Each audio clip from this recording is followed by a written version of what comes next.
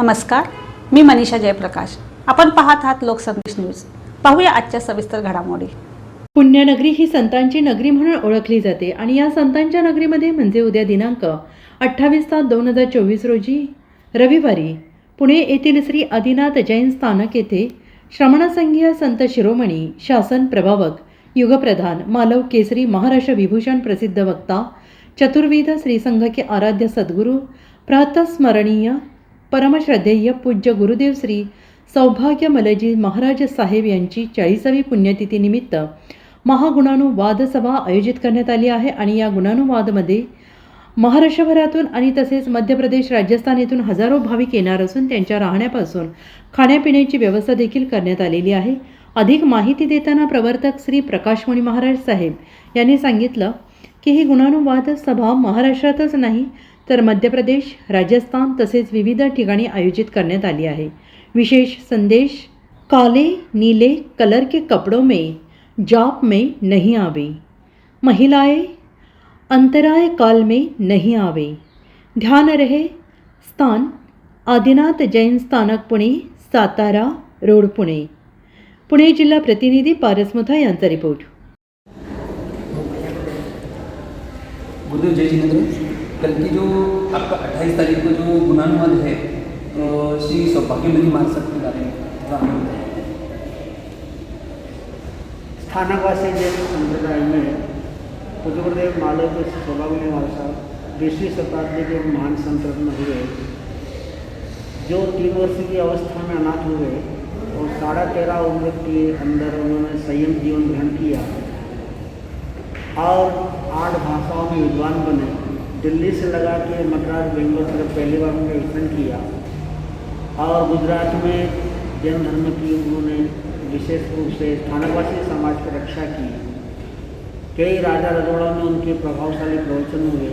अनेक राजा महाराजाओं ने मांसाहार का त्याग किया और अपने राज्य में मछली पालन की योजना बनी. पूज्य गुरुदेव ने अपने जीवन में प्रेम, एकता, संगठन को बड़ा महत्व दिया और इस महत्व के कारण से स्थानकवासी समाज में 52 में एक नई क्रांति हुई, जिसमें संपूर्ण स्थानकवासी समाज एक हुआ और जिसका नाम रखा गया श्रमण संघ.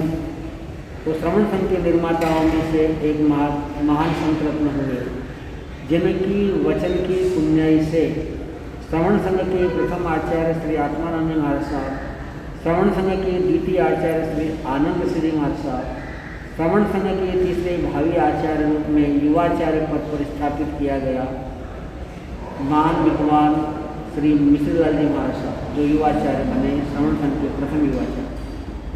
इन तीनों को उनकी जीवन की पुण्याई से ही ये अधिकार मिले.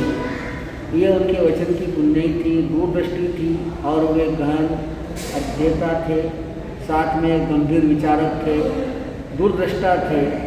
संघ की एकता बनी रहे और जिन शासन की प्रभावना संसार में फैले, ये उनका प्रयत्न रहा, पुरुषार्थ रहा.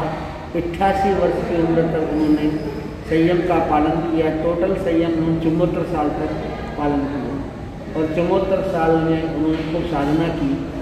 दिन वे समाज के लिए, संघ के लिए समर्पित करते थे और रात को 9 बजे से सुबह 5 बजे तक वो अपनी साधना में लीन रहते थे. केवल 2 घंटे विश्राम करते थे 9 बजे से 11 बजे तक और 11 से सुबह 5 बजे तक उनकी अखंड अपनी आत्म साधना चलती थी. वो आत्म साधना का ही बल था क्योंकि वचन में बड़ी ताकत थी और उन्होंने अपने जीवन में अपने गुरु को कभी नहीं छोड़ा. गुरु की सेवा में समर्पित रहे. 1910 में दीक्षा हुई और 1960 में उनके गुरु डेवलप हुए. 50 साल उन्होंने गुरु को कभी छोड़ा नहीं. अंतिम समय तक उन्होंने 7 साल स्वयं एक जगह बैठ करके उनकी सेवा की. एक महान व्यक्तित्व का धनी पूज्य गुरुदेव मालव के श्री सौभाग्यमती महाराज साहब ने सब कुछ जीवन में पाया और समाज को दिया और गुरु का साथ नहीं छोड़ा. गुरु के लिए उन्होंने अपना जीवन समर्पित किया. एक महान व्यक्तित्व का धनी एक जगह बैठ कर के 7 साल गुरु की सेवा करता है. लोगों में उसमें बड़ा आश्चर्य होता था कि आप घूमो, प्रचार करो, प्रसार करो भगवान की वाणी का. तो और गुरु ने कहा मुझे जो जीवन दिया वो गुरु ने दिया है, गुरु से बड़ा जीवन में कोई नहीं होता है। और सन 1984 में गुरुदेव का 22 जुलाई के दिन आयुष्य पूर्ण हुआ सल्लेखनाथ संथारा के साथ, और उन्होंने अपनी जीवन यात्रा पूरी की। तो कल मतलब 29 तारीख को श्रावणवती नवमी को उनका 40 साल स्वर्गवास के पूरे हो रहे हैं, 40वीं पुण्यतिथि है। उस उपलक्ष्य में कल रविवार का दिन है, ये सोच करके 28 तारीख रविवार को गुरुदेव का गुणानुवाद सभा रखी गई है। इस उपलक्ष्य में कहाँ से लोग आएंगे और गुणानुवाद में क्या क्या रखा है? गुणानुवाद में उनके बारे में जो भी जिसके संत ने वो सुनाए, उनके बारे में भक्ति करे, गीत सुनाए, जो भी जिसके भाव है वो अपने भाव व्यक्त कर सकते हैं। जैसे नासिक लोगों से आने वाले, दिल्ली से आने वाले, इंदौर से आने वाले, ठाकुर से आने वाले। प्रमुख समारोह रतलाम में होता है जहाँ उनकी समाधि है। रतलाम MP का बड़ा क्षेत्र है, जहाँ का सोना सेव साड़ी प्रसिद्ध है, वहाँ पे उनकी समाधि बनी हुई है। तो बड़ा मेन प्रोग्राम वहीं पर होता है, वो 29 तारीख को वहाँ होने जा रहा है। वहाँ लगभग 2,500 लोग रहते हैं और कई शहरों से उनकी श्रद्धा भक्ति समर्पण करने के लिए श्रद्धालु पहुँचते हैं। तो कल कितने लोग आने की आशंका जताई जा रही है और कितने लोगों की रहने की व्यवस्था, खाने की व्यवस्था आप लोगों ने? अब ये संघ से बात करना होगा, ये मेरा विषय तो नहीं। ये आ जाओ। गुरुदेव थे हमारे साथ जी, श्री सौभाग्यमल जी महाराज साहब जी के मैं उनका 24वां शिष्य हैं। तो कल इनके लिए गुणानुवाद रखा गया है। तो हम आइए इनके यहाँ के जो ट्रस्टी हैं अनिल जी नाहर, इनसे हम जानेंगे आगे के लिए।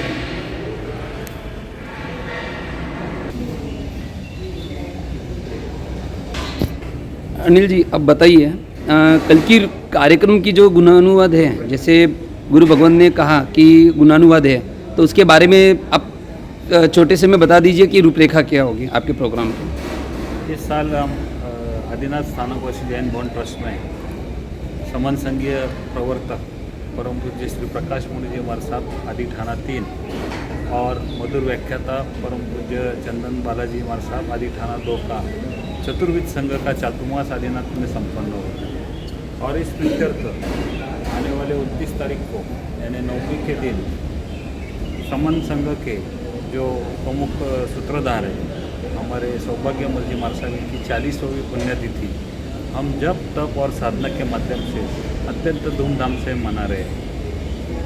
गए 11 दिन से यहाँ पर रोज़ 2:30 से 3:30 बजे जप चल रहा है और 29 तारीख को इस जप का समापन होने जा रहा है, जिसमें हज़ारों लोग उपस्थित रहने वाले हैं। तो सबसे पहले उस जप में आप सम्मिलित हो, यह भाव भरा आमंत्रण आदिनाथ स्थानकवासी जैन भवन ट्रस्ट की ओर से हम सभी को देते हैं। दूसरी बात, तप में यहाँ पर तेले की कड़ी उस प्रीत्यर्थ 27, 28 और 29 ये 3 दिन तेला तप करने जा रहे हैं, जिसमें असंख्य लोगों ने